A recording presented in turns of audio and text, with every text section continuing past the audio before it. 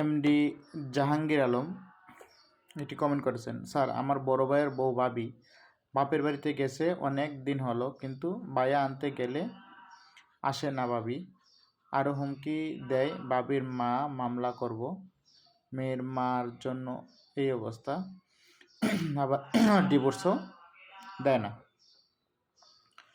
এখানে আপনি কয়েকটা প্রশ্ন করেছেন। প্রথম হচ্ছে বাপের বাড়ির গিয়ে আসে না, না আসার জন্য আপনি পারিবারিক আদালতে 100 ধারায় মামলা করতে পারবেন